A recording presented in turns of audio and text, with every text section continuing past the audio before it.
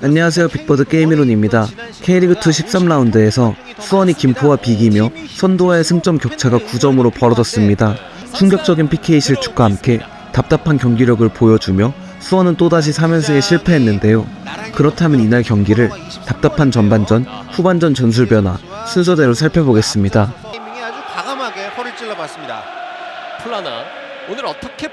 이날 김포는 5-4-1 수비 대역을 들고 나왔는데요.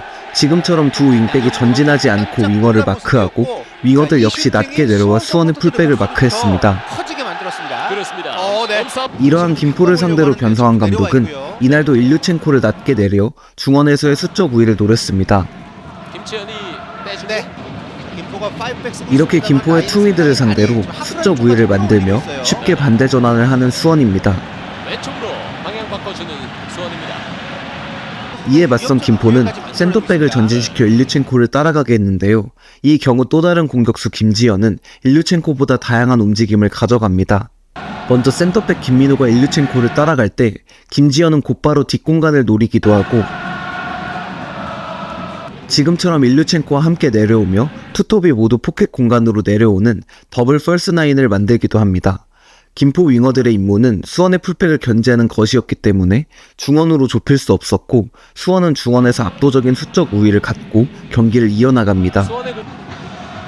중원에서의 수적 열세를 막기 위해 김포의 센터백 김민호와 이찬영이 전진할 경우 이제는 세라핌이 뒷공간으로 파고들며 기회를 노리죠. 하지만 이날 세라핌의 뒷공간 침투는 지난 부산전만큼 위협적이지 않았는데요. 지금부터 그 이유를 자세히 살펴보겠습니다.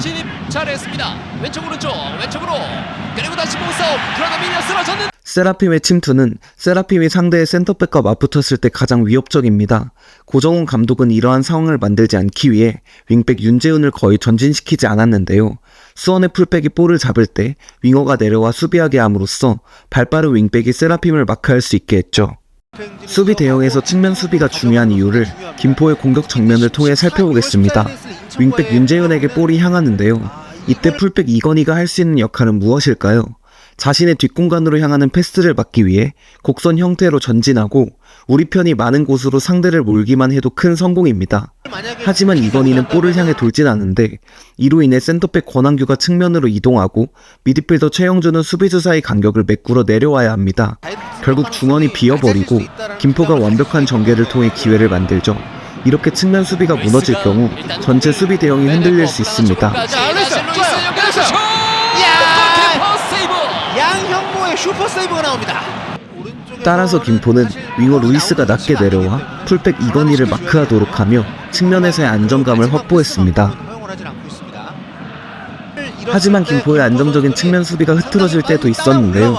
지금처럼 이규성이 측면으로 내려와 3백을 만드는 변형 라볼피아나를 형성할 때면 윙어 루이스가 이건희를 놔두고 이규성을 압박했습니다. 따라서 이건희에게 측면 공간이 생기고 이를 마크하기 위해 윙백 윤재훈이 전진하게 되죠. 세라핌이 비교적 발이 느린 센터백을 상대하며 김포의 5백을 흐트러뜨릴 수 있는 기회가 생기는 것입니다. 최근 수원은 이렇게 상대 윙백이 끌려 나올 때 윙어가 터치라인에 위치하며 뒷공간을 노리거나 상대 센터백을 측면에 고정시키고 5백 사이의 간격을 벌리며 좋은 장면을 만들어냈는데 이날은 윙어가 이전보다 중앙지역에 위치한 탓에 상대 5백을 측면으로 끌어내지 못했습니다. 이번에는 최영준이 내려와 변형 라볼피아나 대형을 만드는데요. 이번에도 역시 윙어 루이스가 끌려 나오죠. 하지만 수원은 끌려 나온 루이스의 뒷공간을 활용할 수 없었습니다.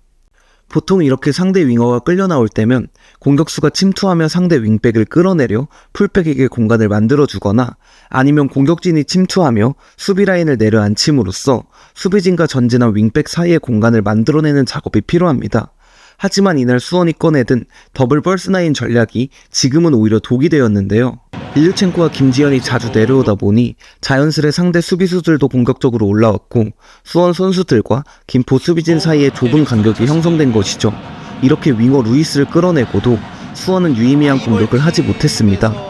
그리고 대부분은 풀백 이건희가 볼을 잡을 때 윙어 루이스가 내려와 이건희를 마크하고 윙어 세라핌과 윙백 윤재훈의 1대1 상황이 펼쳐졌죠. 반대쪽도 마찬가지였습니다. 이기재가 볼을 받을 때 윙어 플라나가 내려와 이기재를 마크하고 윙백 김지훈이 박승수를 마크하는 안정적인 수비 형태가 지속되죠. 상대의 압박 구조이기 때문에 측면이나 그리고 이렇게 김포가 선제골을 기록합니다.